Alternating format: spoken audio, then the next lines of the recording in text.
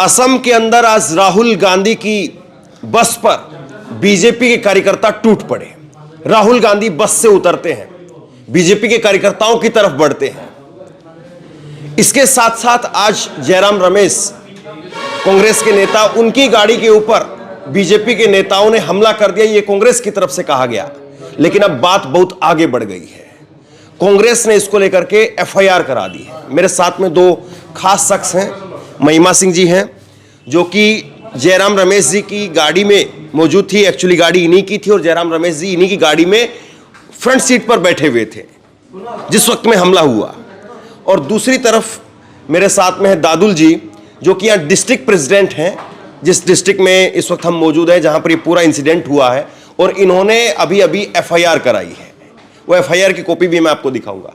और एक इनका कार्यकर्ता अभी सिविल हॉस्पिटल के अंदर भर्ती है।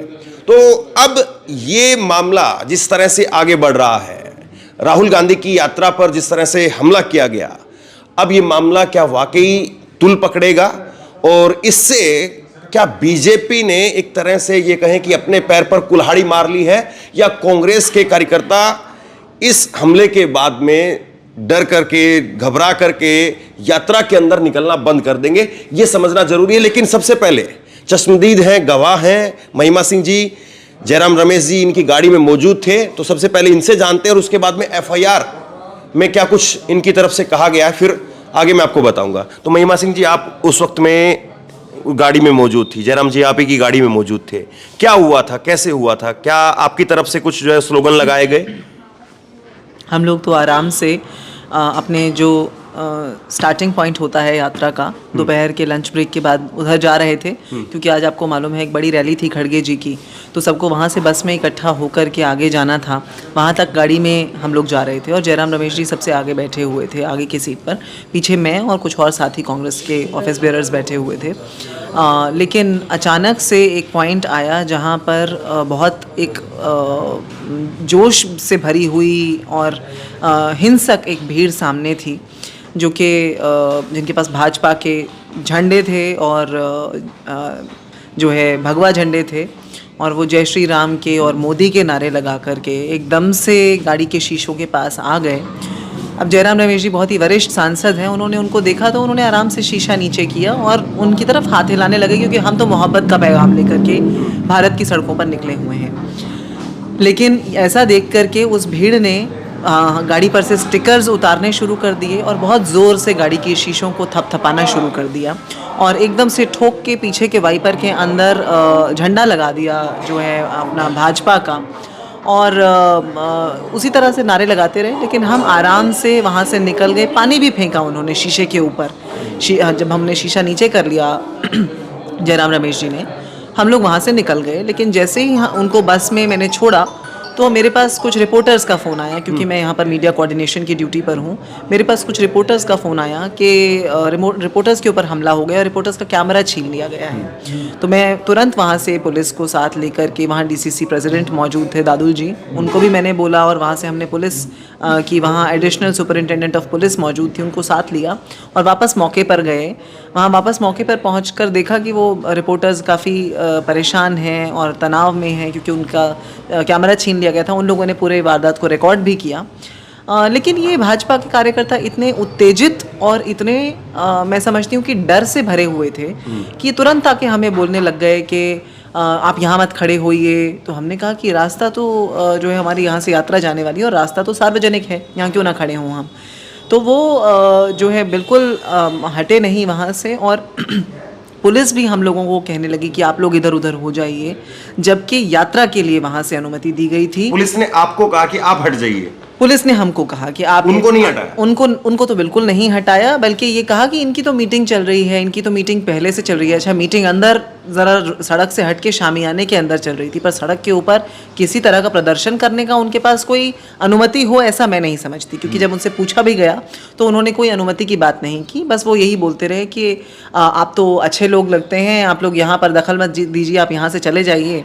और पुलिस के बड़े अधिकारी थे या एडिशनल सुपरिंटेंडेंट ऑफ पुलिस, मैं आपको बता रही हूँ कि एएसपी थी, उनको हम साथ लेकर गए वहाँ पर, लेकिन नतीजा ये हुआ कि हम ही लोगों को तितर बितर होना पड़ा और उन्होंने कहा कि रिपोर्टर का कैमरा भी हम बाद में दिलवा देंगे, और इस तरह से वहाँ पर ये पूरी वारदात हुई। ये बहुत ही दुखद था। और उसके कुछ ही देर के बाद जब यात्रा वहाँ से आ रही थी तो भूपेन जी के ऊपर भी हमला हुआ।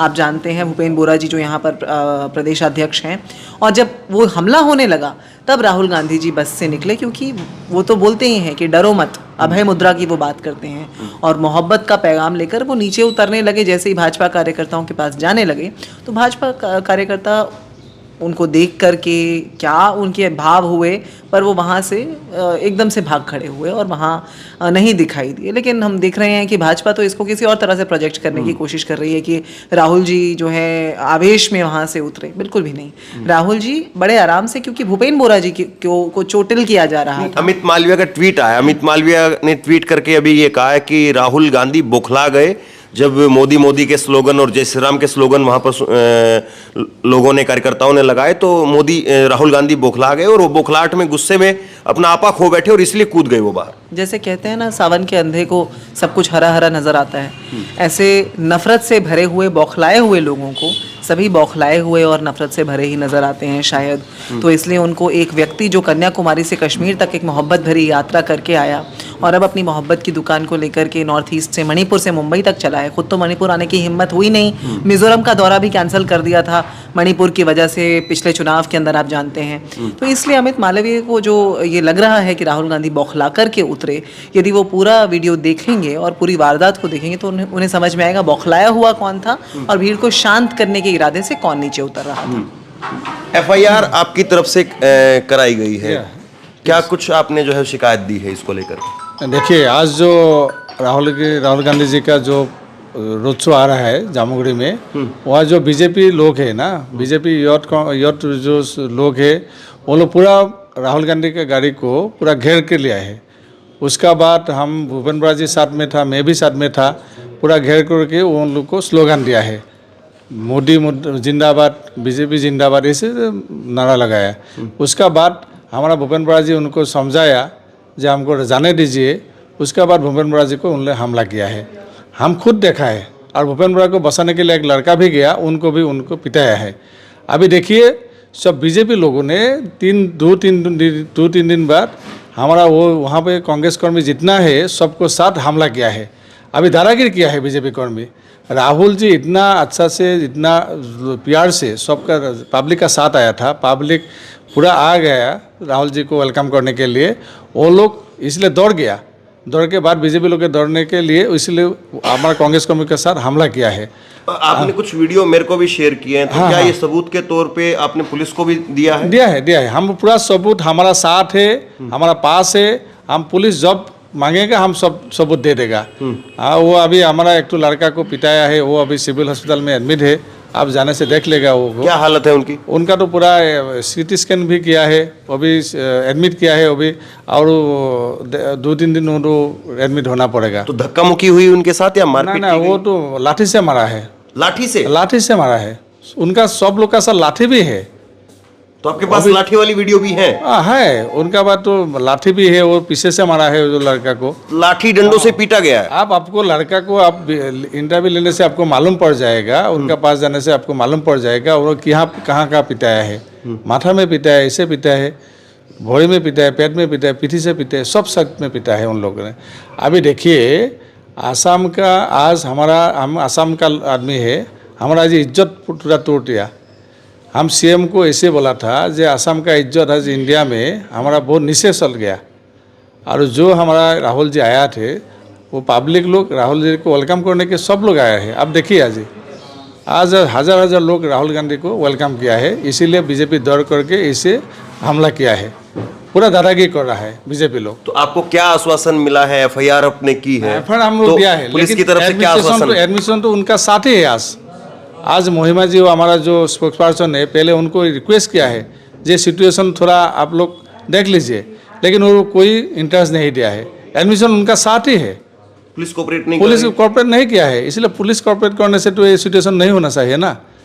अभी हम लोग बार बार बोला है, वो लोग ऐसे झगड़ा करने के लिए रेडी हो गया है। हम लोग बार बार बोला है हमको थोड़ा आप देख लीजिए, हमको ये लोग हमला करेगा, आप सिचुएशन संभाल लीजिए, लेकिन कोई एडमिनिस्ट्रेशन का कोई इंटरेस्ट नहीं है।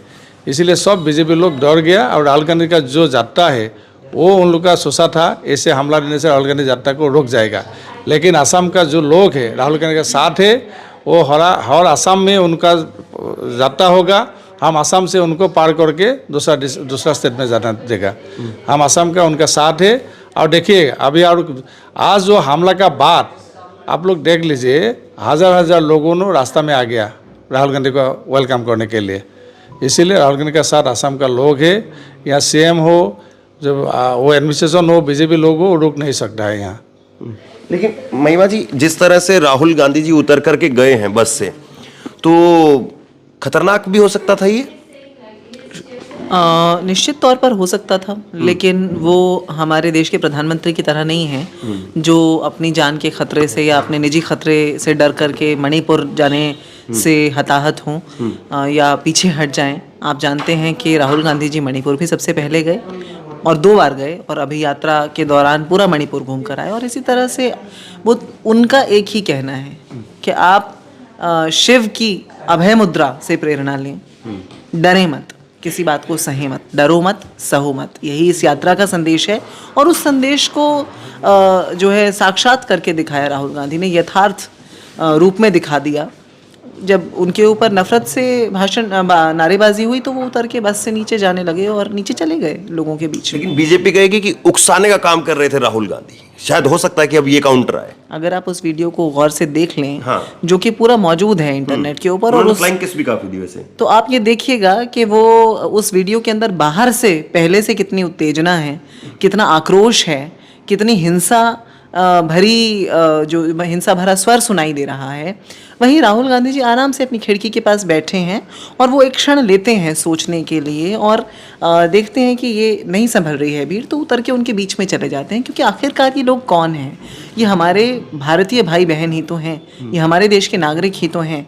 यदि ये किसी गलत दिशा में सोच रहे हैं या चल रहे हैं, तो हमारा कर्तव्य है कि हम उनसे बातचीत करें। संवाद हर चीज़ का हल निकालता है। लेकिन जिस तरह से राहुल गांधी पर पहले भी कई बार ये आरोप लगाए गए कि वो सीआरपीएफ का जो प्रोटोकॉल है उसको तोड़ करके चले जाते हैं, तो आपको नहीं लग रहा कि बीजेपी इसको काउंटर करने के लिए इस तरह से भी इसका इस्तेमाल कर सकती है कि जब वहाँ पर सिचुएशन खराब थी या सामने से नारेबाजी हो रही थी तो राहुल गांधी को उतर करके नहीं जाना चाहिए था? इस तरह से भी बीजेपी हो सकता है इसका काउंटर करे। और पहले भी एक चिट्ठी जो है वो बाकायदा सामने आई थी, सीआरपीएफ की तरफ से कहा गया कि 11 बार 12 बार राहुल गांधी जो है वो प्रोटोकॉल का उल्लंघन करके चले गए, तो इसको कैसे काउंटर करेंगे आप?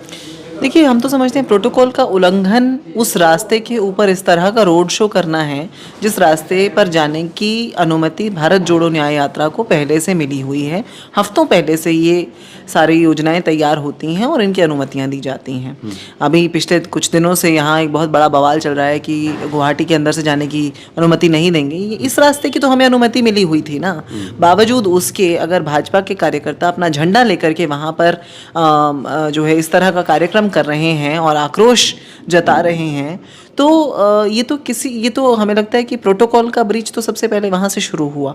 और राहुल गांधी जी ने जाकर के, क्योंकि उन्होंने देखा कि उनके जो प्रदेश अध्यक्ष हैं असम के, उनके ऊपर निजी तौर पर हमला हो रहा है, और किसी भी घर का कोई मुखिया हो, किसी पार्टी का संगठन का कोई मुखिया हो, जिम्मेदार मुखिया वही है जो आगे जाकर के जिम्मेदारी ले और अपने वर्कर्स का, अपने सहयोगियों का संरक्षण करे, सुनिश्चित करे कि वो सुरक्षित हों।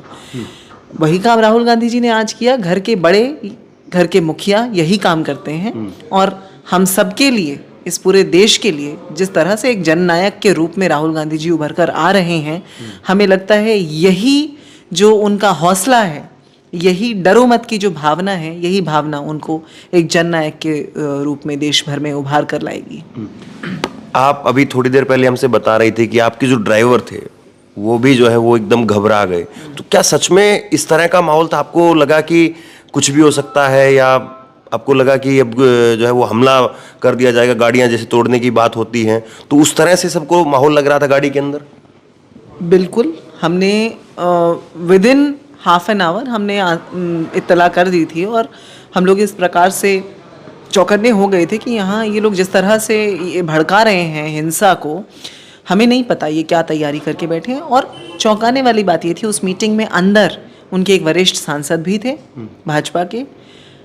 भाजपा की महिला कार्यकर्ता भी थी, जो बाहर दूर से देखकर मैं हैरान हो रही थी कि क्या इन लोगों के अंदर बिल्कुल भी संवेदनशीलता बाकी नहीं है?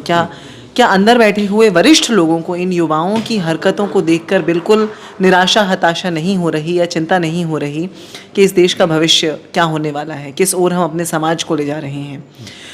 तो हमारे ड्राइवर हों या हम लोग हों, जयराम रमेश जी बिल्कुल अपनी जगह डटे रहे, बने रहे, बहुत उनको विनम्रता से हाथ हिलाते रहे। लेकिन हम सब एकदम चिंतित हुए क्योंकि वरिष्ठ सांसद हमारे साथ मौजूद थे और हमारे ड्राइवर उतर के भाग के थोड़ा आगे जा कर के गए और वो झंडा भाजपा का जो उन लोगों ने ज़बरदस्ती लगा दिया था और भारत जोड़ो के स्टिकर्स उतार दिए थे, उसने जा कर के उनको ठीक किया।